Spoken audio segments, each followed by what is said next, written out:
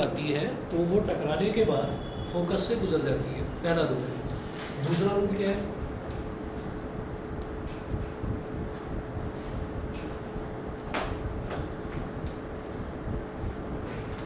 Sir जो ये mirror है तो ये हमें डीजे बनाना पड़ेगा फिर तो नहीं जरूरी कोई है। हाँ, अगर हाथ से ही, फ्री हैंड से ही अगर कर्व थोड़ा ठीक बना सकते हो तो वैसे कर लो, नहीं तो नीचे बना लो। हाँ जिसकी ड्राइंग अच्छी नहीं है उसके लिए अब यहाँ पर हमने प्रिंसिपल एक्सेस फिर से बना ली, ये हो गया पोल, ठीक है, ये पोल हो गया। इधर होगा फोकस, और पोल से फोकस का जितना डिस्टेंस होता है, फोकस से सेंटर ऑफ कर्वेचर का भी डिस्टेंस लगभग उतना ही होता है, एग्जैक्टली डबल होता है। तो ये सी हो गया, सी फॉर सेंटर ऑफ कर्वेचर। अब अगर कोई भी ray of light centre of curvature से होकर गुजरती है ऐसे, और फिर मिरर को स्ट्राइक करती है, तो वो जिस रास्ते आई है उसी रास्ते वापस लौट जाएगी, ठीक है।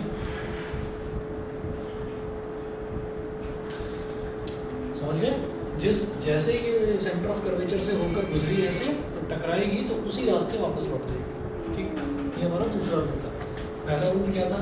अगर कोई ray of light principal axis के पैरेलल है तो वो मिरर से टकराकर फोकस से गुजरेगी। दूसरा रूल क्या है कि अगर कोई ray of light centre of curvature से होकर गुजरती है तो वो टकराकर उसी रास्ते वापस लौट जाएगी। सेकंड रूल ये था। थर्ड रूल देखिएगा, थर्ड रूल क्या है?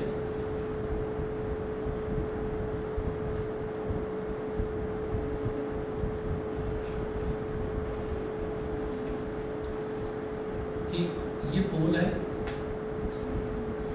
अगर कोई रे ऑफ लाइट, ये हमारे पास फोकस है, अगर कोई रे ऑफ लाइट फोकस से होकर गुजरती है ऐसे, फोकस से होकर गुजरती है, तो वो मिरर से टकराने के बाद प्रिंसिपल एक्सिस के पैरेलल हो जाएगी।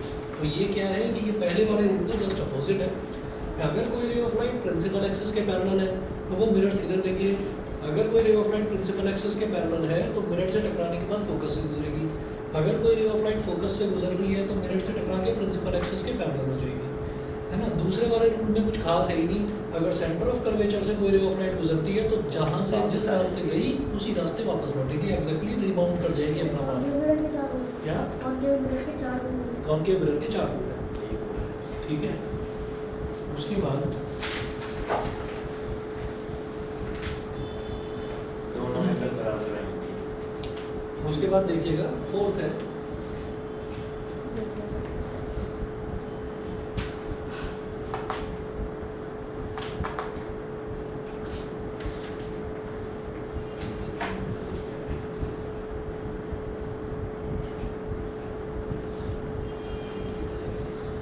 ये पोल हो गया। अगर कोई भी ray of light principal axis पर, सॉरी, पोल पर टकराती है ऐसे, तो वो जिस एंगल पर टकराएगी ना, मान लीजिए वो एंगल x है, तो उसी एंगल पर वो वापस लौट जाएगी, उसी एंगल पर रिफ्लेक्ट बैक होकर ऐसे लौटेगी। x पर आई तो x पर ही रिफ्लेक्ट बैक होकर x एंगल पर ही चली जाएगी। तो ये 4 रूल्स हैं, चारों रूल्स याद रहेंगे, ठीक है। अब इन चारों रूल्स को यूज़ करके अब हमें देखनी है कि जो इमेज फॉर्मेशन होती है, इमेज किस किस तरीके की बनेगी कॉनकेव मिरर में। तो कॉनकेव मिरर में हम टोटल 6 केसेस देखेंगे। अब वो 6 केसेस देखने का भी ना, समझने का भी एक पैटर्न है। वो पैटर्न क्या है? जैसे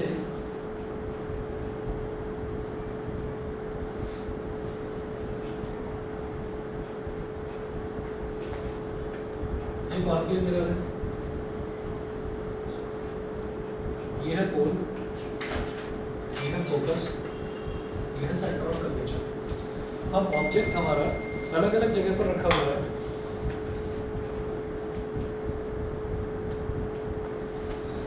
ऑब्जेक्ट को हमने कहा, ऑब्जेक्ट क्या है? ऑब्जेक्ट कुछ भी नहीं है भाई। जैसे मान लीजिए हमारे पास एक मिरर है, मिरर के सामने हम खड़े हुए हैं, तो हम क्या है? हम ऑब्जेक्ट है। जो भी हमारी इमेज बन रही है दैट इज कॉल्ड इमेज। अब हमने ये कहा कि ऑब्जेक्ट को हम कैसे बनाएंगे? हम एक एरो से बनाएंगे। ये एरो ऐसे ऊपर एक लाइन बना देंगे, ऊपर एरो होगा, नीचे इसकी टेल होगी। तो ऑब्जेक्ट को मैं कहाँ रख सकता हूँ? पोल और फोकस के बीच में, पहली पोजीशन। हाँ, अरे ये मैं समझा रहा हूँ, फिफ्थ नहीं है, 4 तो रूल्स हैं बस, ठीक है। हम उसको जो आगे इमेज फॉर्मेशन के केसेस देखेंगे वो कैसे कैसे देखेंगे अभी वो बता रहा हूँ। अभी लिखवाऊंगा, वो सारे लिखूंगा। तो देखिएगा कि पहले हमने क्या करा, ऑब्जेक्ट को रख दिया पोल और फोकस के बीच में। फिर मैंने क्या करा, फिर मैंने ऑब्जेक्ट को किस का रख दिया? फोकस पर। फिर क्या करा, फिर हमने ऑब्जेक्ट को रख दिया फोकस और सेंटर ऑफ कर्वेचर के बीच में। 3 अलग अलग केसेस हो गए ना। पहला केस ऑब्जेक्ट को रखा पोल और फोकस के बीच में, दूसरा केस ऑब्जेक्ट को रख दिया फोकस पर, तीसरा केस फोकस और सेंटर ऑफ कर्वेचर के बीच में, सेंटर ऑफ कर्वेचर, चौथा केस सेंटर ऑफ कर्वेचर पर रखा, पांचवा केस सेंटर ऑफ कर्वेचर के बियॉन्ड रखा, और छठा केस इंफिनिटी पर रख दिया। बहुत दूर रख दिया, बहुत दूर मतलब इंफिनिटी पर रख दिया। तो इस तरह से हमारे पास 6 केसेस होते हैं। अब उन 6 केसेस को देखने के बाद में फिर हमें करना क्या होता है, एक तो उन 6 केसेस के डायग्राम बनाऊंगा मैं। डायग्राम बनाएंगे, ये जो 4 रूल्स हैं इन चारों रूल्स को यूज़ करके या इन 4 में से कोई 2 रूल यूज़ करके ऐसे करके हम डायग्राम सर बनाएंगे। यूज़ क्या आता है? उन 6 डायग्राम्स पे यूज़ क्या आता है? डायग्राम का यूज़ ये है कि जब भी हमने किसी भी ऑब्जेक्ट को कहीं पर रखा ना, तो हमारी इमेज बनेगी कैसी, हमारी इमेज बनेगी कहाँ पर, हमारी इमेज का नेचर क्या होगा, हमको ये देखना होगा। तो हमें 3 प्रॉपर्टीज़ देखनी होगी। उन 3 प्रॉपर्टीज़ को भी एक सीक्वेंस में याद रख लेंगे। जैसे ऑब्जेक्ट को रखने का हमारा 6 अलग अलग पोजीशंस होगी ऑब्जेक्ट को रखने की। क्या? पहली पोल और फोकस के बीच में रखो, फिर फोकस पर रखो, फिर एफ और सी के बीच में रखो, फिर सी पर रखो, फिर बियॉन्ड सी रखो, फिर इन्फिनिटी। इस तरह से तो ऑब्जेक्ट को रखेंगे। अब जो इमेज के केसेस बनेंगे, इमेज की प्रॉपर्टीज़ पढ़नी पड़ेगी। तो इमेज की जो प्रॉपर्टीज़ होगी ना, वो हम ऐसे एक फॉर्मेट बना लेते हैं, पी एन और S. P is for position, N is for nature and S is for size. वो पोजीशन क्या है, नेचर क्या है और साइज़ क्या है। नेचर क्या होता है वो समझिएगा कि जब भी कभी कोई भी इमेज वर्चुअल बनती है, वर्चुअल इमेज जब भी कभी बनेगी तो वर्चुअल इमेज बनेगी हमेशा सीधी। सीधी का मतलब होता है इरेक्ट, ठीक है। एग्जाम्पल, हम खड़े हुए हैं, हम शीशे में अपना चेहरा देखते हैं, जब हम अपने आप को शीशे में देखते हैं तो जैसे हम खड़े हुए हैं ऐसे सीधे को दिखाई देते हैं, उल्टे तो नहीं हो जाते। ऐसा नहीं होता कि सर नीचे और पैर ऊपर।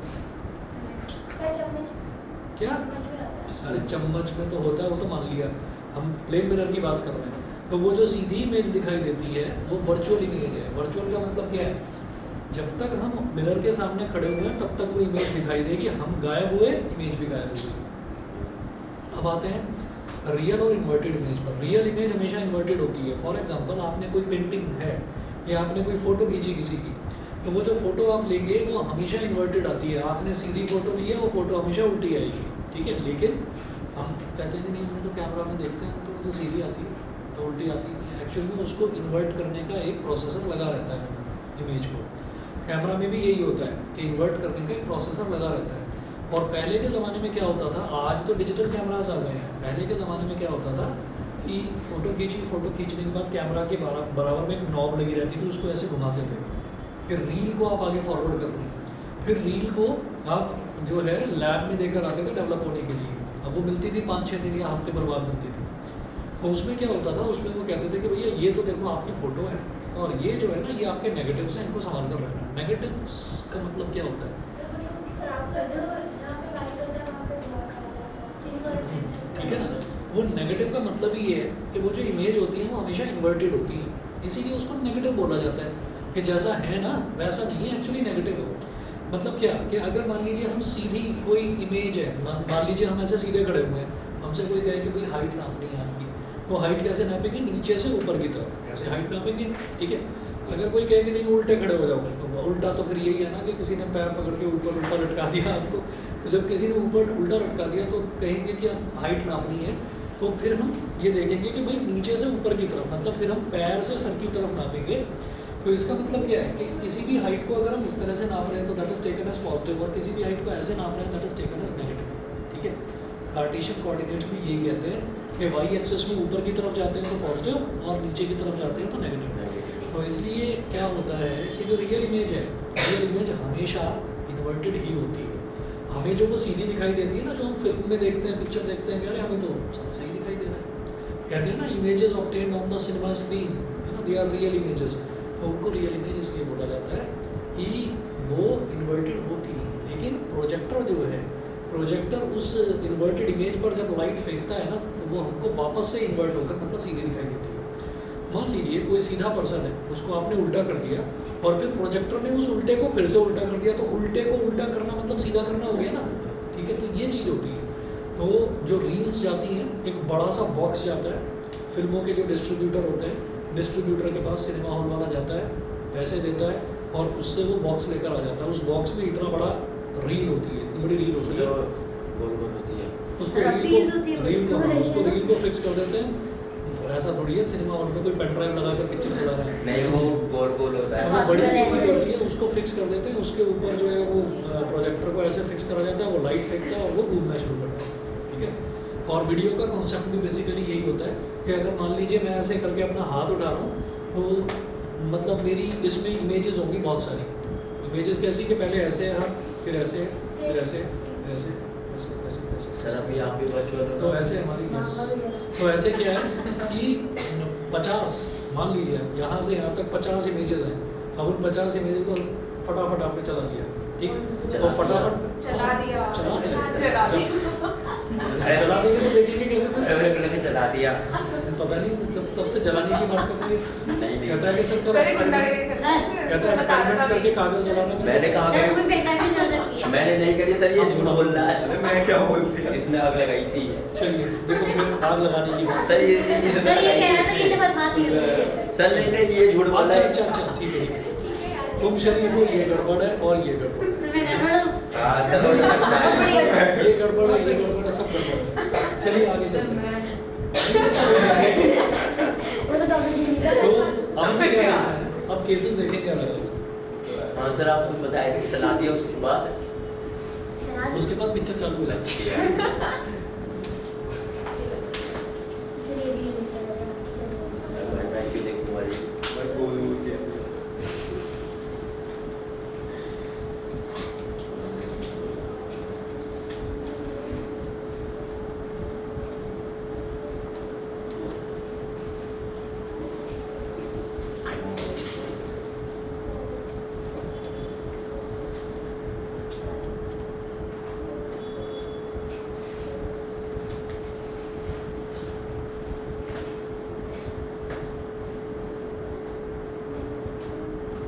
अब नोट कीजिएगा,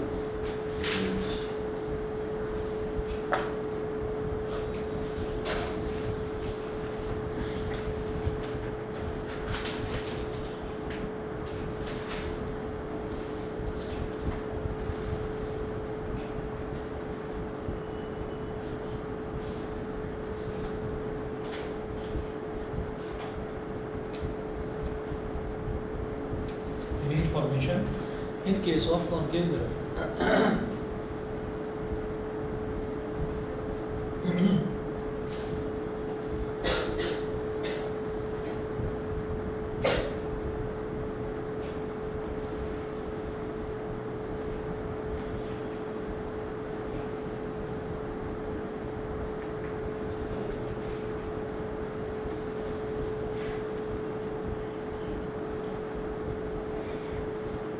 Image formation in case of concave mirror. तो सर पहले concave केस mirror, पे 2 लाइन आती है।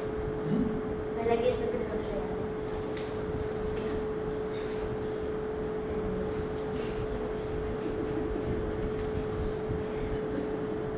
When the object is placed, when the object is placed between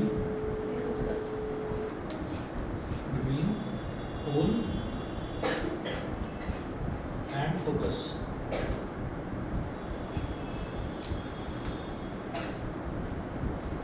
when the object is placed between pole and focus, object को अगर पोल और focus के बीच में रख दिया जाए, यही वाला केस ना, कि अगर ऑब्जेक्ट को पोल और फोकस के बीच में रख दिया जाए, तो पहले केस की बात कर रहा हूँ। सर मैं स्कूल में सारे फिजिक्स के वो बोल रहे थे कि अगर फोकस वाला पहले वाला नहीं लिखा ना तो वो फोकस वाला स्कूल माना जाता है। सर हम खुद माना जाएगा। हाँ मतलब अगर उसमें वो F1 है मैं बता रहा हूँ, वो F1 और F2 जो है ना वो लेंसेज में होता है, मिरर में नहीं होता, ठीक है ना। तो जब मैं मिरर पे आऊँगा तब बता दूंगा आपको F1 F2, अभी जरूरत नहीं है उसकी। अब देखिएगा, when the object is placed between pole and focus,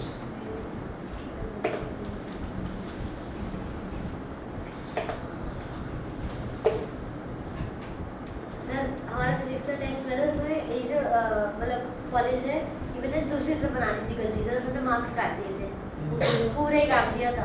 आपको कर दी जाएगा क्योंकि ना मतलब उसी से आपका कॉन्वेक्स कॉन्केव का कॉन्वेक्स बन जाएगा, कॉन्वेक्स का कॉन्केव। सर ड्राइंग करिए सर। हमने क्या करा, इधर से इसको बना दिया ऐसे, और पीछे जो बल्जिंग आउट सरफेस है ना, उभरी हुई सरफेस है, उस पर पेंट कर दिया। तो ये गहरी वाली सरफेस है, ये रिफ्लेक्टिंग सरफेस है, तो ये आपका कॉनकेव मिरर कहलाएगा। सर मतलब ये इम्पोर्टेंट है, इसे नहीं बनाएंगे या फिर इसे कुछ अगर ये गड़बड़ हो गया तो आपका पूरा नंबर ही कट जाएगा। ठीक है, मैंने अब देखिएगा यहाँ पर है फोकस, यहाँ पर है सेंटर ऑफ कर्वेचर। अब पहली आपने क्या करा, आपने यहाँ पर फोकस और पोल और फोकस के बीच में ऑब्जेक्ट को रख दिया। ऑब्जेक्ट को हम हमेशा बोलते हैं ए बी, ए और बी। जैसे अगर मेरा बनाना है तो पहले पूरा स्क्वायर बनाना पड़ेगा, फिर उसका सेंटर ऑफ कर्वेचर ढूंढना पड़ेगा। अरे नहीं ढूंढना नहीं, अंदाजा से मतलब हाँ, अंदाजे से अंदाजे और क्या। तीन आपने लाइन एक ऊपर, तीन कर्व लाइन लाइन नीचे। बनाई यहाँ पर और फिर पोल से और यहाँ तक आपने मान लीजिए ले लिया 5 सेंटीमीटर, तो फिर फोकस से सेंटर ऑफ कर्वेचर तक भी 5 सेंटीमीटर बहुत है, बहुत है। चलेगा जी। अब देखिएगा कि ये हमारे पास ऑब्जेक्ट हो गया। अब हमें रेज ऑफ लाइट इसमें से कितनी निकलेगी, इनफाइनाइट, लेकिन मैं क्या करूँगा, कोई 2 रेज ऑफ लाइट ले लूँगा। चलो एक मिनट। एक रे ऑफ लाइट हो गई प्रिंसिपल एक्सिस के पैरेलल, समझ रहे हैं, यहाँ से यहाँ तक ये मैंने क्या बनाया, प्रिंसिपल एक्सिस के पैरेलल। तो ये मिरर से टकराकर कहाँ से गुजरेगी, फोकस से गुजरेगी। पता कैसे लगा कि मतलब कितना ऊपर मिरर से टकरा के फोकस से ही गुजरेगी। वो चार 4 मतलब एक ही बनाया है मतलब लाइन कितनी देख रही है किसी क्या कितनी बड़ी बनी मतलब वो इनफिनाइट तक जाएगी। एक मिनट एक मैं भी बताऊँ। जो लाइन बनाई है आपने हाँ, वो मतलब आपने मतलब इतनी बनाई है बड़ी बना दो छोटी बना दो, कोई फर्क नहीं पड़ता उससे, है ना। फिक्स वो कुछ नहीं है, वो आपकी मर्जी है। हम्म, बेबी डॉल बनाओ। बना दो। अच्छा, अब देखिएगा, अब ये हमारे पास एक रे ऑफ लाइट क्या हो गई, प्रिंसिपल एक्सिस से पैरेलल हमने इसको गुजारा, तो ये टकराकर कहाँ से गुजरी, फोकस से होकर गुजर गई। अब दूसरी रे ऑफ लाइट को हम कुछ इस तरीके से करेंगे कि स्केल रखकर, स्केल ऐसे रखकर, जैसे मान लीजिए ये स्केल है, तो इसको ऐसे रखेंगे कि स्केल इस पर टच कर जाए और सेंटर ऑफ कर्वेचर पर टच कर जाए, मतलब सेंटर ऑफ कर्वेचर के साथ अलाइन करवाना है इसको।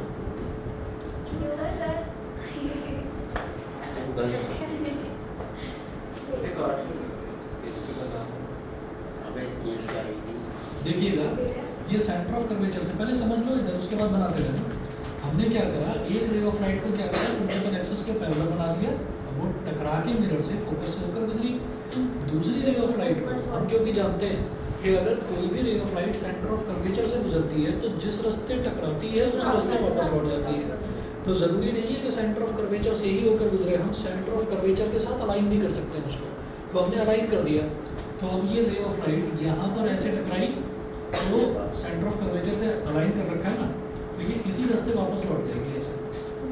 और फिर मैं ये देख रहा हूँ कि ये जो रिफ्लेक्ट होकर जो लाइट रेज आ रही है, ये यहाँ पर ऐसे ऐसे ऐसे ऐसे वाइट होती जा रही है, और इधर अगर जाते हैं देखते हैं तो इधर अगर क्या पीछे पीछे में सारा मिलेगी अभी हम लोग क्या बन करेंगे, रिफ्लेक्टेड रेज ऑफ लाइट जहाँ मिलती हैं, जहाँ एक दूसरे को इंटरसेक्ट करती हैं, इमेज वहाँ बनती है।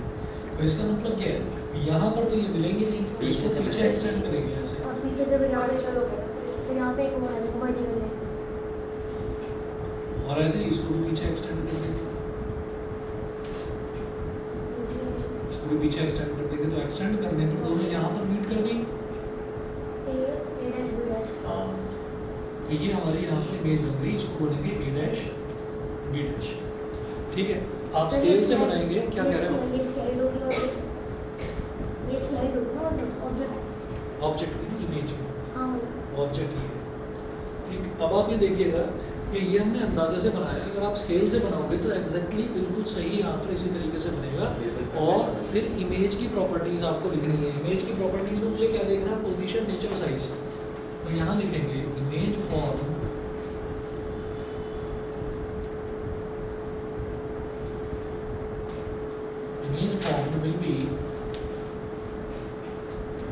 विल बी पोजीशन, सबसे पहले पोजीशन यहाँ लिखेंगे बिहाइंड द मिरर।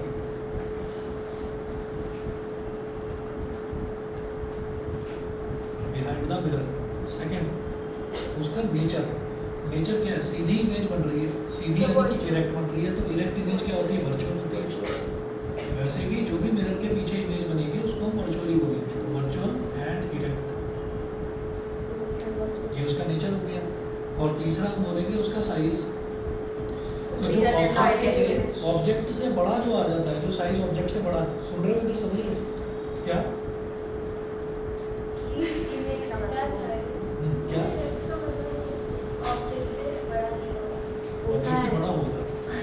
दिखाई दे रहा है ऑब्जेक्ट से बड़ा। तो ऐसे उसको क्या बोलेंगे हम, एनलार्ज्ड। ठीक है, तुम्हारे पास सबसे पहले लिख दो।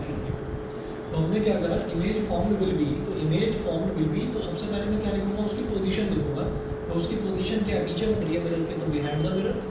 दूसरा उसका नेचर, नेचर क्या होगा, वर्चुअल एंड डायरेक्ट। और तीसरा उसका साइज क्या हो गया, ऑब्जेक्ट से बड़ा है, यानी कि उसको एनलार्ज बोल देते हैं। तो ये एनलार्ज मतलब उससे बड़ा ही होगा ज़्यादा। बड़ा है। और फोकस के बीच में जब भी ऑब्जेक्ट रहेगा तो इमेज का साइज उससे बड़ा ही आएगा, एनलार्ज। डिमिनिश्ड पर भी आऊंगा आपने, पहला केस क्लियर है सर हाँ। सर ये वर्चुअल के बाद क्या लिखा है? इरेक्ट, इसका मतलब क्या है सर? सीधा, मतलब सीधा रहेगा। जैसे हम सीधे खड़े में तो हम इरेक्ट है। हाँ तो सर मिरर के पीछे वर्चुअल और सर ऑब्जेक्ट की हाइट होगी, हो गया होगी। सीधी ऑब्जेक्ट की हाइट होगी, हो गया होगी। वर्चुअल इमेज जो भी होगी वो इरेक्ट भी होगी। वर्चुअल और इरेक्ट नहीं लिखा है, virtual and erect. Virtual erect, virtual image जो है वो हमेशा सीधी ही होगी, हमेशा इरेक्ट ही होगी। रियल इमेज हमेशा उल्टी बनेगी, इन्वर्टेड बनेगी। Real image is always inverted. ठीक है, Yes. अब देखिए सेकंड देखिएगा। सेकंड केस क्या है, मतलब object is closed F.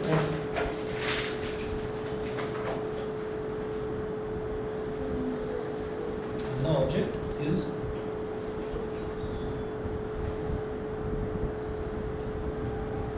placed at F.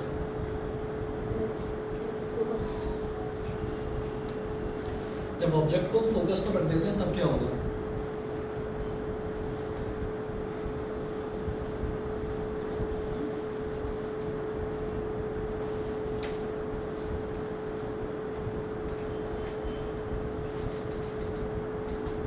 ये तो पोल हो गया, ये फोकस हो गया, ये सेंटर ऑफ कर्वेचर हो गया। अब ऑब्जेक्ट को मैंने फोकस पर ही रख दिया, यहाँ पर फोकस पर रख दिया। तो एक रे ऑफ लाइट हमने ऐसे गुजारी जो कि प्रिंसिपल एक्सिस के पैरेलल है ना। तो जो प्रिंसिपल एक्सिस के पैरेलल है वो फोकस से लेकर गुजरेगी, ऐसे गुजरेगी। अब जो दूसरी रे ऑफ लाइट है उसको हम सेंटर ऑफ कर्वेचर से अलाइन करेंगे, ऐसे।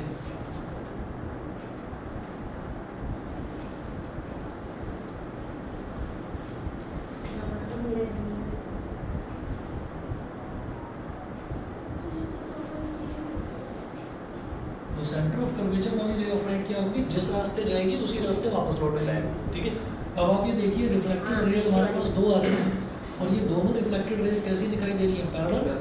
तो जब ये पैरेलल है रिफ्लेक्टेड रेज, तो पैरेलल रेज ऑफ लाइट तो कभी इंटरसेक्ट नहीं करेंगी ना, कभी मिलेंगी ही नहीं। तो इसको फिर पीछे एक्सटेंड करने का क्या फ़ायदा, कोई फ़ायदा नहीं। यहाँ पर पीछे एक्सटेंड क्यों करा जा रहा था, यहाँ पीछे एक्सटेंड इसलिए करा जा रहा था क्योंकि यहाँ पीछे वो मिलती हुई दिखाई दे रही थी। हम ये कहेंगे अगर पीछे एक्सटेंड भी करा तो भी नहीं मिलने वाली, तो इसका मतलब उसको वर्चुअली पीछे एक्सटेंड करने का कोई फ़ायदा नहीं है। हम ये कहेंगे कि ये यहाँ पर इमेज बनेगी, लेकिन बनेगी कहाँ, पैरेलल रेज ऑफ लाइट कहाँ मिलती है, हम ये कहते हैं इन्फिनिटी पर मिलती है। ठीक है, सर इस वाली प्लेस में जो सेकंड रे है वो एफ पे टच नहीं होती ना। एफ पर हाँ नहीं, प्रिंसिपल एक्सिस के पैरेलल जो रे ऑफ लाइट जाती है वो मिरर से टकराकर फोकस से गुजरेगी। पे टच होती है। हाँ मैं दिख रहा डायग्राम में फोकस पे टच नहीं नहीं, फोकस पर टच होती है। ठीक है, अब देखिएगा यहाँ पर हम ये कहेंगे इनफिनिटी। इन्फिनिटी क्या बोल रहा है मैंने? क्या बोल रहा है? इसमें बोल रहा है इन्फिनिटी वॉज सही। हाँ सब मेरी बातों पे हंसने लगते हैं, सबको जोक लगती है मेरी बातें। मेरे को सब हंसती है। इसे तो मैं पानी तो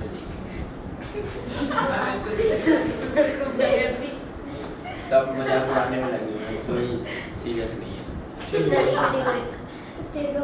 तो सबसे पहले हम ये कहेंगे कि इसका पोजीशन है इन्फिनिटी। सर आपने कहीं बी का मार्क नहीं करा। एक तो ये इनफिनिटी बनी, ए और बी। ये इमेज कहाँ पर बनेगी, इमेज बनेगी इन्फिनिटी पर, क्योंकि ये पैरेलल रेज ऑफ लाइट कहाँ मीट करती हैं, हम ये कहते हैं पैरेलल रेज ऑफ लाइट कहीं मीट नहीं करती, तो ये मान लिया जाता है कि वो इन्फिनिटी पर मीट करती है। उसके बाद उसका नेचर क्या होगा, जो भी इमेज मिरर के सामने ही बनती है, जो सामने बनती है वो रियल और इन्वर्टेड होती है। तो यहाँ लिखेंगे real and inverted, real and inverted. होगा क्या कहना है? इमेज कहाँ होगा Infinity पर। इंफिनिटी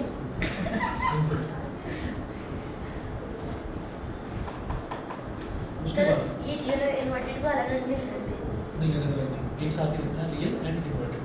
उसके बाद थर्ड है उसका साइज क्या होगा, तो साइज हम लिखेंगे हाईली एनलार्ज्ड, सर बड़ी हो जाएगी बहुत बड़ी।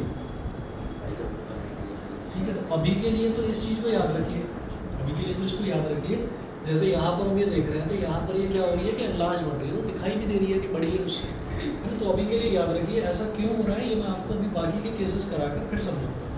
ये पैटर्न के चलते हमने इस चीज़ को लिखा है यहाँ पर, एक पैटर्न मिलेगा मेरे को कि धीरे धीरे इमेज का साइज़ बढ़ रहा है, तो वो देखकर मैं बताऊँगा कि ये हाईली एनलार्ज कैसे होगी। ठीक है, यहाँ पर मैंने कहा कि जो मिरर के सामने ही जो इमेज बनती है वो रियल और इन्वर्टेड ही होती है, तो इसलिए क्योंकि मुझे दिखाई दे रहा है कि ये इस तरह बन रही है तो real and inverted. At infinity कैसे है, क्योंकि दोनों में से जो रेज ऑफ लाइट है वो कैसे निकल रही है, पैरेलल रेज ऑफ लाइट। तो पैरेलल रेज ऑफ लाइट कहाँ मिलेगी, इन्फिनिटी पर मिलेगी, तो इसलिए मैंने बोल दिया कि image will be found at infinity. ठीक है, उसके बाद बेटा पहले मैं 6 केसेस देख लूँ फिर क्वेश्चंस भी करूँ, मैं सारी चीज़ करूँगा, है ना। मैं कहीं ऐसा नहीं छोड़ूंगा कि मैं ये करा दिया क्वेश्चन अपने आप कर लूँ।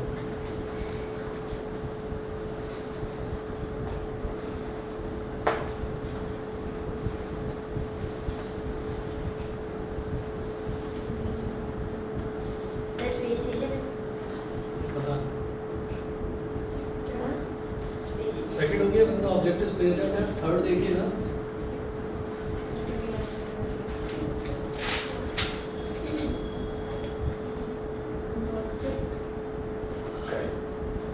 the object is placed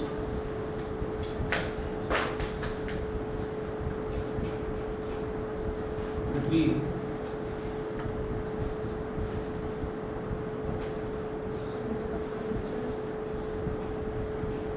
the object is placed between F and C।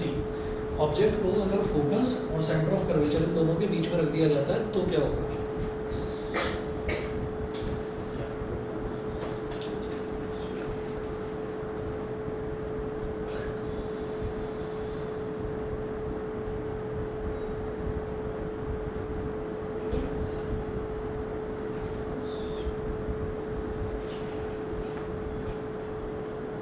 ये फोकस है, ये सेंटर ऑफ कर्वेचर, ऑब्जेक्ट को रख दिया हमने यहाँ, ये हो गया ए बी। अब हम क्या करेंगे, वही 4 रूल्स हैं, उनमें से कोई 2 उठा लीजिए। तो पहला रूल तो हम हर एक केस में यही लेकर चलेंगे कि एक रे ऑफ लाइट जो कि प्रिंसिपल एक्सिस के पैरेलल है, तो मैंने क्या करा, एक रे ऑफ लाइट की प्रिंसिपल एक्सिस के पैरेलल बना ली, तो ये मिरर से टकराकर फोकस से गुजर जाएगी ऐसे। दूसरी रे ऑफ लाइट, अब उसको सेंटर ऑफ कर्वेचर से अलाइन कराने की जरूरत नहीं है, क्योंकि यहाँ फोकस दिखाई दे रहा है, तो फोकस से गुजार दो दूसरी रे ऑफ लाइट, इसको फोकस से गुजार दिया।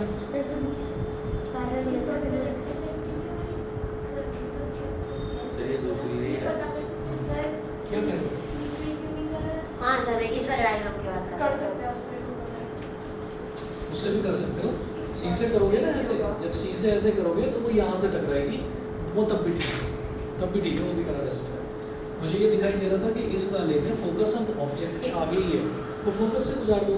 जब फोकस से गुजारेंगे तो हमको ये दिखाई दे रहा है कि भाई अब जो ऑब्जेक्ट है, मतलब अब जो मतलब रे ऑफ लाइट है प्रिंसिपल एक्सिस के पैरेलल होगी, तो एक ray of light principal axis के पैरेलल भी वो मिरर से टकराकर फोकस से गुजरी, दूसरी रे ऑफ लाइट फोकस से गुजारी, वो मिरर से टकराकर प्रिंसिपल एक्सिस के पैरेलल हो गई। उसके बाद हमने देखा दोनों यहाँ इंटरसेक्ट कर रहे हैं, तो यहाँ पर आपका इमेज बन गया ए डैश बी डैश, तो भी वही करना। सर कहाँ पे बनी है?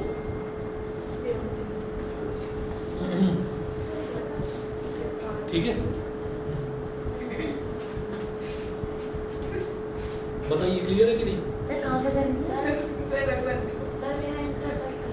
देखिए आपने असल में क्या कर रहे हो, अभी समझ नहीं रहे हो, अपना ना दिमाग पहले से पहले लगा रहे हो, ठीक है, वो थोड़ा कम है, उस चीज़ को पहले समझो कि दिमाग कम है, सही बात तो है। पहले ये समझ लीजिए, नहीं है, मैं वही बता रहा हूँ कि समझ नहीं रहे हो चीज़ को ठीक से।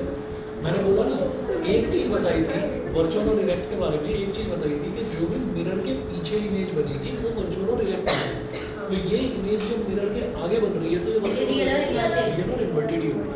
तो इसलिए कोई बच्चा क्या बोल रहा है उस पर ध्यान देना है ना, कि उसने इन्फिनिटी को इन्फाइनाइटी बोल दिया तो उसी पर पीछे लगे हुए हो, तो वो चीज़ अच्छी नहीं है, ना तुम्हारी ना तुम्हारी, तो हंसो मत अब फालतू में। हाँ हाँ ठीक है। तो इसलिए जो है ना इस चीज़ का भाई तुम अपने एक्सेंट पर ध्यान दो, नहीं तो ऐसे ही समझते रहेंगे फिर तुम्हें बुरा लगता रहेगा। कोई भी चीज़ अगर पता चलती है तो उस चीज़ को इम्प्लीमेंट करो, सीखो और इम्प्लीमेंट करो।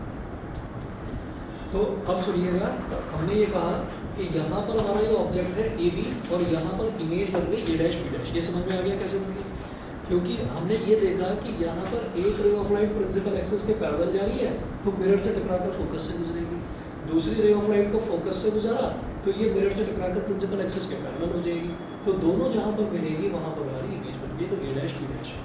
अब मुझे एक चीज़ दिखाई दे रही है कि ऑब्जेक्ट छोटा है और इमेज थोड़ी सी बड़ी बन रही है, तो इसका मतलब क्या हो गया? एनलार्ज्ड। जब भी इमेज ऑब्जेक्ट से बड़ी बनेगी तो उसको हम एनलार्ज्ड बोलेंगे। Image formed will be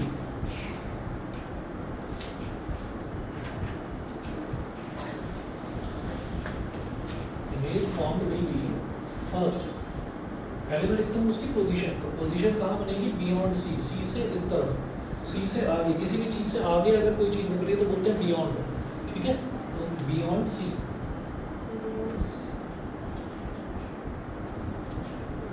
second हम क्या देखते हैं? नेचर। नेचर दो ही तरीके के होते हैं, या तो वर्चुअल एंड इरेक्ट या फिर रियल एंड इन्वर्टेड। तो जो भी इमेज यहीं बनती है, सेम साइड पर बनती है, मिरर के आगे ही बनती है, वो रियल और इन्वर्टेड होती है। तो ये क्या हो गया? रियल। अगर हम सेंटर ऑफ कर्वेचर से लाइन करते तो अगर मैं छोड़ दो अभी अगर मैं छोड़ दो, पहले ये बताओ ये समझ में आया नहीं? क्वेश्चन को दिमाग में रखना और मेरे से ना जब सारे केस हो जाए तब पूछ लेना, ठीक? पहले ये समझ लीजिए रियल एंड इन्वर्टेड आ गया। Yes. उसके बाद देखिएगा कि ये इमेज जो है ये ऑब्जेक्ट से थोड़ी सी बड़ी बन रही है, तो यहाँ का क्या बोलेंगे? enlarged।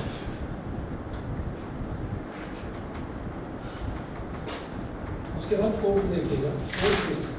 फोर्थ केस क्या है? हम ऑब्जेक्ट को धीरे धीरे किस कार पर ला रहे हैं? पहले पी और एफ के बीच में था, फिर एफ पर रखा, अब एफ और सी के बीच में रखा, अब सी पर रख देंगे।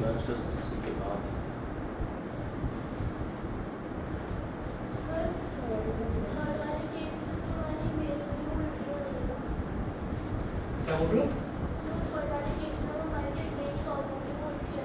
हाँ उल्टी है, दिखाई तो दे रहा है। अब ये कैसे पता चला कि उल्टी है? कि भाई यहाँ पर और ये जो है दोनों रिफ्लेक्टेड रेज ऑफ लाइट जो है वो यहाँ पर इंटरसेक्ट करेंगे, तो प्रिंसिपल एक्सिस से जब इसको मिलाएंगे तो नीचे की तरफ ही मिलाना पड़ेगा, लाइन नीचे की तरफ ही बनाएंगे। यहाँ पर रिफ्लेक्टेड रेज ऑफ लाइट ऊपर मिल रही थी, तो प्रिंसिपल एक्सिस से जब कोई लाइन हम बनाएंगे तो वो सीधी ही बनाएंगे, तो वर्चुअल डायरेक्ट हो गया। प्रिंसिपल एक्सिस से क्यों लाएंगे? प्रिंसिपल एक्सिस पर ही तो ऑब्जेक्ट रखा है, तो इमेज भी तो प्रिंसिपल एक्सिस पर ही बनेगी। When the object is placed at C,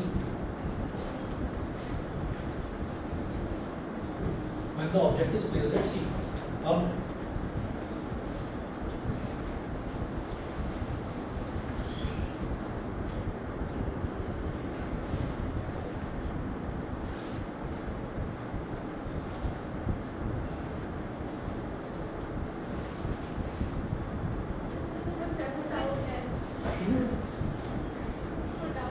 बोलो बोलो।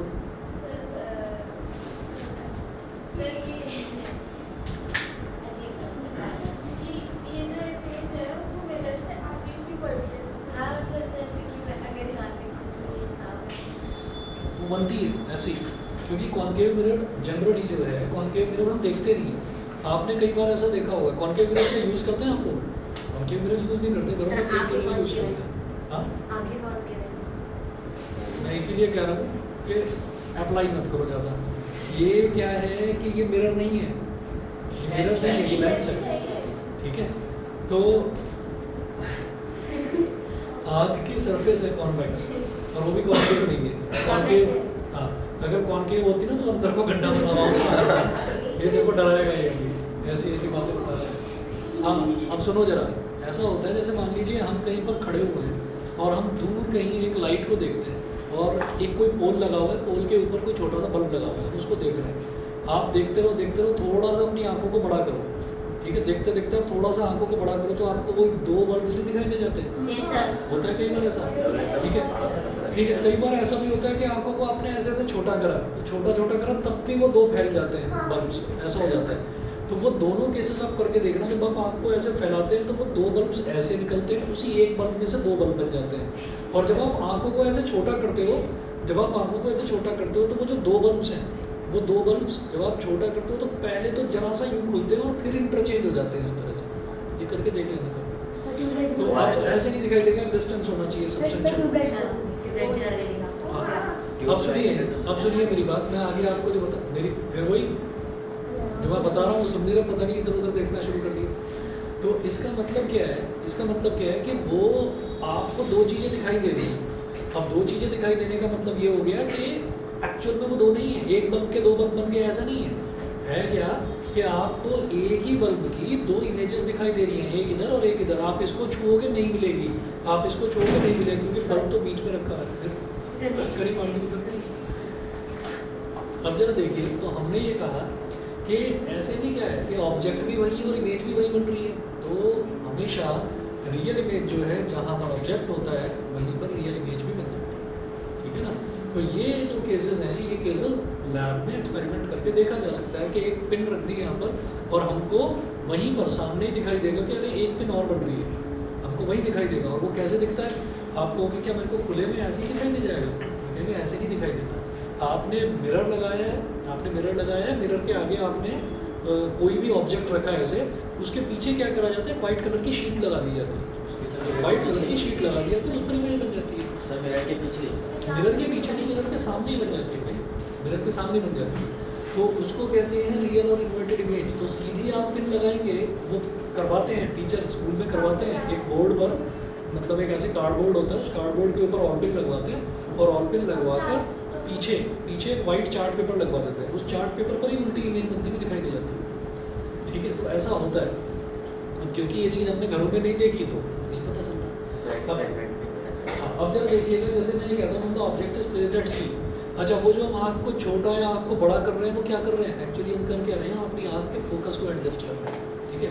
तो वो इधर ना आइरिस होती है, मसल्स, आँखों की मसल्स होती हैं आइरिस, तो वो आइरिस की जो मसल्स हैं वही लिगामेंट्स को छोटा और बड़ा करके आँख को छोटा या बड़ा कर देती है। चलिए, अब मैंने कहा कि अब मैंने ऑब्जेक्ट को यहीं पर रख दिया सी पर, ऑब्जेक्ट क्या हो गया ए बी, ठीक है। अब क्या करेंगे, यहाँ से a ray of light principal axis के पैरेलल गुजार दी हमने, प्रिंसिपल एक्सिस के पैरेलल। फिर जो प्रिंसिपल एक्सिस के पैरेलल गई वो फोकस से होकर गुजरेगी, ये तो क्लियर है, ठीक है। ऐसे ही अब एक दूसरी रे ऑफ लाइट, क्योंकि मुझे फोकस इसके सामने ही दिखाई दे रहा है, तो दूसरी रे ऑफ लाइट को क्या करेंगे, फोकस से गुजारेंगे।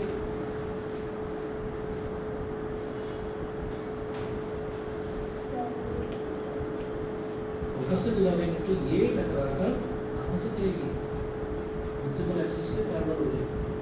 कुछ ऐसा होता है कि अगर अब ये दोनों यहाँ पर इंटरसेक्ट कर रही है, अगर मैं यहाँ पर इसको बनाऊंगा ना, तो ये एग्जैक्टली सेंटर ऑफ कर्वेचर पर ही आपकी इमेज भी बन जाती है। सर क्या एक बार और बता दीजिए। हाँ, सर एक बार और बता। ये ए और ये बी और ए डैश बी डैश, ये है, ठीक है। तो होता क्या है, दोबारा से देखिएगा कि अगर ऑब्जेक्ट को हमने सेंटर ऑफ कर्वेचर पर रख दिया तो हम क्या करेंगे, हम तो इनफाइनाइट रेज निकलती है किसी भी ऑब्जेक्ट में से, हमने दो रेज ले ली बस, एक कौन सी ले ली, प्रिंसिपल एक्सिस के पैरेलल, तो वो मिरर से टकराकर फोकस से गुजरेगी। दूसरी रे ऑफ लाइट को लिया, फोकस से गुजार दिया, वो मिरर से टकराकर प्रिंसिपल एक्सिस के पैरेलल हो जाएगी। तो दोनों यहाँ पर इंटरसेक्ट कर रही हैं, तो प्रिंसिपल एक्सिस से ये वाला पॉइंट ज्वाइन कर दिया, तो हम देख रहे हैं कि ये तो एक्जैक्टली सी पर ही बन रही है। तो क्या हो गया, position nature size image form will be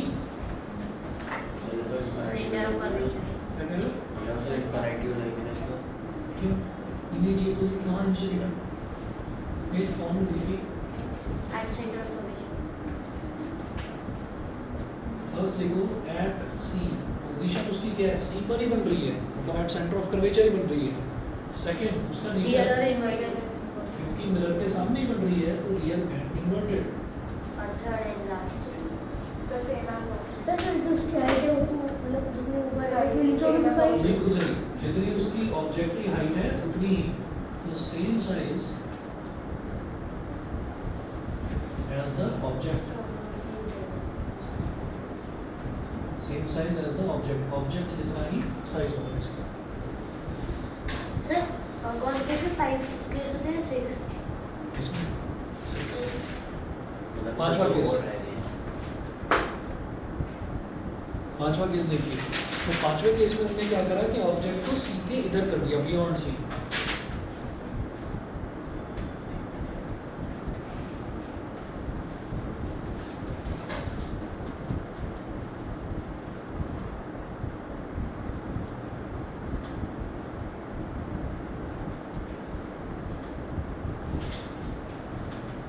The object is placed beyond C.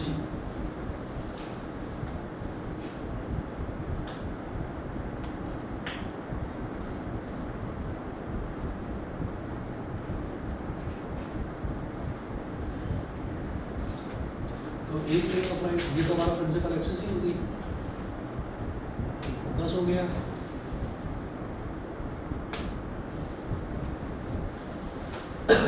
ये सेंटर ऑफ कर्वेचर हो गया. अब ऑब्जेक्ट बनाएंगे यहाँ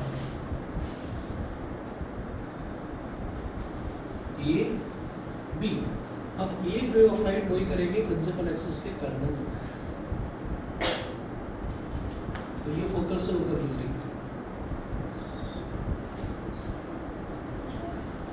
ठीक है. अब दूसरी रे ऑफ लाइट को क्या करेंगे, फोकस से गुजार दो.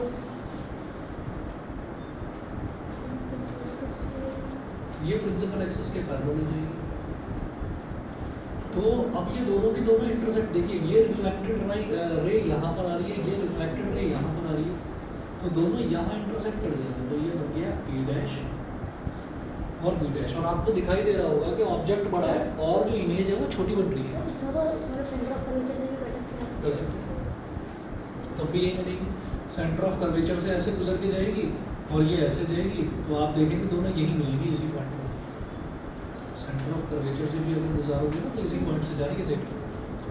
ठीक. तो अब देखिएगा इमेज फॉर्म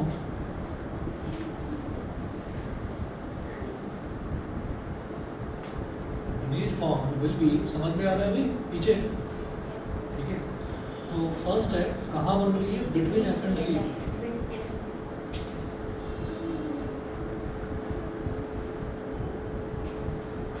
मोक्षदा क्लियर है यहाँ तक. नीचे नहीं गया था विंडो. अब सेम साइड पर बन रही है तो इसका मतलब रियल एंड इन्वर्टेड. और सेम साइज.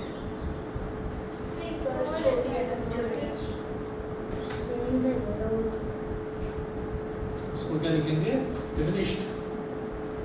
जब कभी भी इमेज का साइज ऑब्जेक्ट से छोटा होता है तो उसको क्या बोलते हैं, डिमिनिश्ड. डिमिनिश्ड मतलब smaller than the object. Diminished का मतलब स्मॉलर देन द ऑब्जेक्ट. समझ गए कि नहीं? ठीक है. ये एफ और सी के मिडल में होगा. हाँ जी. मिडल में नहीं, मतलब थोड़ा नजदीक है थोड़ा दूर हो सकता है. हो सकता है थोड़ा आपके पास हो. मतलब इट डिपेंड्स कि ये सी से कितना दूर है ना. ये सी से कितना दूर है. थोड़ा दूर भी हो सकता है, ज़्यादा दूर भी हो सकता है.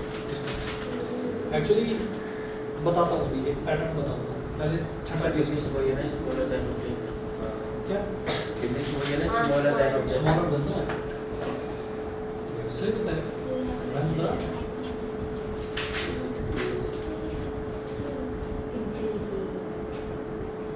इंफिनिटी वाले केस में पैरेलल हो जाती है ना.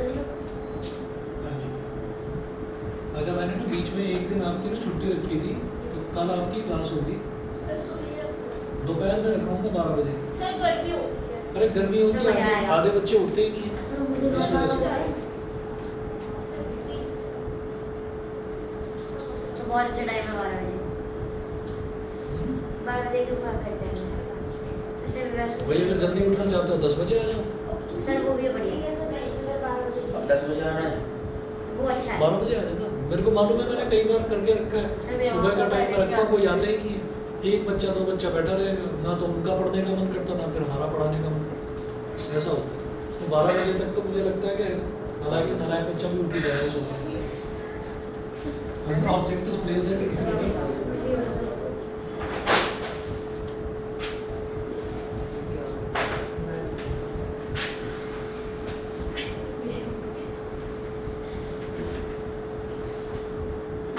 गोल हो गया, फोकस हो गया, सेंटर ऑफ कर्वेचर हो गया. हाँ जी, object is placed at infinity. जरा ये बताना, इन्फिनिटी पर बनने वाली इमेज तो दिखाई दे नहीं रही थी, हमको ऑब्जेक्ट दिखाई दे जाएगा, नहीं सर। है ना? तो ऑब्जेक्ट को हम कहाँ बना सकते हैं? इन्फिनिटी पर ऑब्जेक्ट है तो बनाकर तो दिखा नहीं सकते, ठीक है? तो क्या करेंगे, अगर इन्फिनिटी पर इमेज बन रही थी तो rays of light, reflected rays of light parallel जा रही थी। अब इन्फिनिटी पर ऑब्जेक्ट रखा है तो इंसिडेंट लाइट जो है वो पैरेलल आ रही होगी, समझ रहे हैं? तो हमने क्या करा, एक रे ऑफ लाइट बना दी ऐसे parallel to the principal axis, दूसरी रे ऑफ लाइट भी प्रिंसिपल एक्सिस के पैरेलल। जरूरी नहीं है कि ये दोनों rays of light principal axis के पैरेलल हो, एक्चुअली दोनों रेज ऑफ लाइट का आपस में पैरेलल होना जरूरी है, ठीक है? मेरे हिसाब से सही है भाई, ये वाली लाइट और ये वाली लाइट इंसिडेंट लाइट, ये ऑब्जेक्ट से आ रही है, इनका आपस में पैरेलल होना जरूरी है। तो ये यहाँ से आई और ये फोकस से होकर गुजरी ऐसे, और ये वाली प्रिंसिपल एक्सिस के पैरेलल है तो ये भी फोकस से होकर गुजरी ऐसे, ठीक है? यहाँ पर एक डॉट बन गया, इसका मतलब इन्फिनिटी पर रखी हुई इमेज कितनी भी बड़ी हो कैसी भी हो, उसकी जो इमेज है ना वो ऐसे बनेगी, डॉट जरा सा छोटा सा, इससे तो दिखेगा नहीं। हाँ देखिए पॉइंट की जितना दिखाई,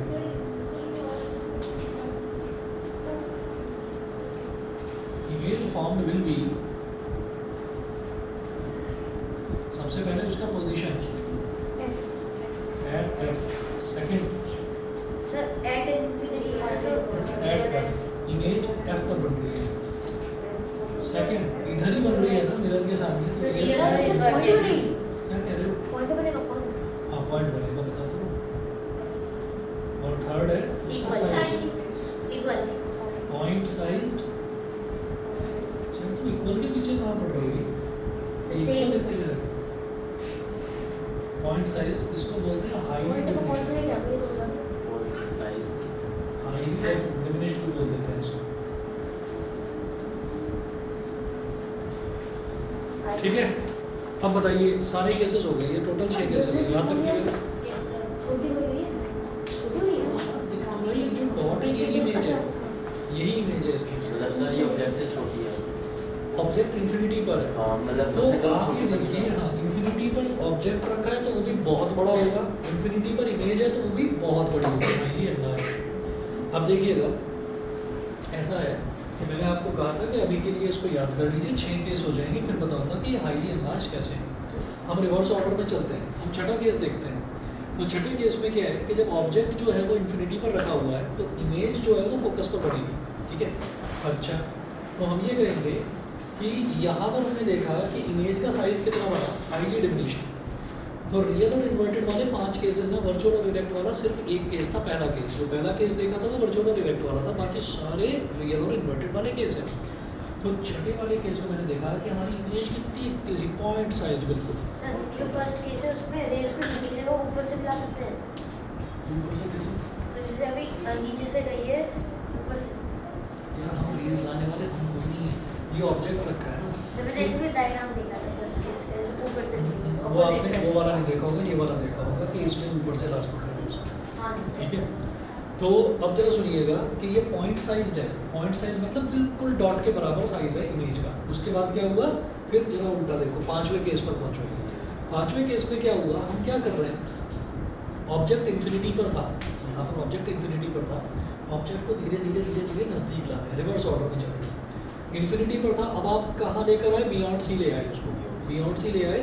तो जो आपकी इमेज है, इमेज जो बिल्कुल डॉट साइज थी अब थोड़ी सी बड़ी हो गई, डिमिनिश्ड है ना, पर थोड़ी सी बड़ी हो गई, बहुत छोटी बड़ी है ना। उसके बाद क्या करा, चौथे पेज पर आओ, ऑब्जेक्ट इज प्रेजेंट सी, अब वो ऑब्जेक्ट के साइज की हो गई, मतलब थोड़ी और बड़ी हो गई। फिर इसमें देखिएगा, फिर वो क्या बन गई, इमेज एनलार्ज बन गई। तो धीरे धीरे हम ये देख रहे हैं कि अगर रिवर्स ऑर्डर में जा रहे हैं रियल और इन्वर्टेड वाले में, तो पहले छोटी थी, फिर जरा सी बड़ी हुई, फिर सेम साइज की हुई, फिर एनलार्ज हुई, इसके बाद तो हाईली एनलार्ज ही होगी। धीरे धीरे इमेज का साइज बढ़ता जा रहा है, छोटे ठीक से है? बड़ा। छोटे से बड़ा, इन्फिनिटी से छोटे तो वही है ना, इन्फिनिटी से छोटा क्या है? छोटा तो वो फर्स्ट केस। बेटा मैं फर्स्ट केस की बात ही नहीं कर रहा हूँ, वर्चुअल और इरेक्ट वाला है, मैंने पहले ही कहा, मैं रियल और इन्वर्टेड की बात कर रहा हूँ, ठीक है? तो यहाँ पर हम ये देख रहे हैं कि जो इमेज का साइज़ है, पहले डॉट की बराबर थी पॉइंट साइज, फिर जरा सी बढ़ गई, इतनी सी दिखाई दे रही है, फिर उसके बाद क्या हुआ, सेम साइज की हो गई, फिर उसके बाद क्या हुआ, एनलार्ज हो गई, अब उसके बाद हाईली एनलार्ज हो गई। तो ये एक पैटर्न के तहत हमने कह दिया कि जो इमेज बनेगी इन्फिनिटी पर वो हाईली एनलार्ज ही बनेगी, ठीक है। दूसरा एक पैटर्न हमको ये दिखाई दे रहा है, ये ऑब्जेक्ट जो है, ऑब्जेक्ट इस केस को छोड़ो, सिर्फ रियल और इन्वर्टेड की बात करेंगे, इसको बाद में आते हैं। ऑब्जेक्ट फोकस पर है, फिर एफ और सी के बीच में, फिर सी पर, फिर बी नॉट से, फिर इन्फिनिटी। ऑब्जेक्ट को दूर दूर दूर दूर लेकर जा रहे हैं, ठीक है। और इमेज जो है वो शुरुआत में इन्फिनिटी पर थी, धीरे धीरे धीरे धीरे इमेज पास आती जा रही है। तो आप ये देखिए कि पहले इमेज इन्फिनिटी पर थी, फिर सी के पास आ गई, फिर एफ और सी, फिर सी पर आ गई, फिर एफ और सी के बीच में आ गई और फाइनली एफ पर आ गई, ठीक है। तो ऑब्जेक्ट जब एफ पर था तो ऑब्जेक्ट को तो मैं एफ से धीरे धीरे धीरे धीरे दूर लेकर जा रहा हूँ, कहाँ तक, इन्फिनिटी तक। और इमेज जो थी, जो इन्फिनिटी पर थी, वो धीरे धीरे धीरे खिसक कर फाइनली एफ तक आ गई। ऑब्जेक्ट को जितना दूर ले जाओगे इमेज उतनी ही नज़दीक आएगी, ऑब्जेक्ट को जितना नज़दीक लाओगे इमेज उतनी दूर जाएगी। बोलो। अच्छा। साइंस में केस स्टडी आएंगे बोल रहे तो ठीक है। तो ये जो 6 के 6 केसेस हैं, ये केसेस आप याद करके आना, बाकी कल आपकी दोपहर में 12 बजे क्लास है। याद हो गया टाइम फिक्स है सर, चेंजिंग तो नहीं है। नहीं सर नहीं, कौन सा सब्जेक्ट मैथ्स कल मैथ्स का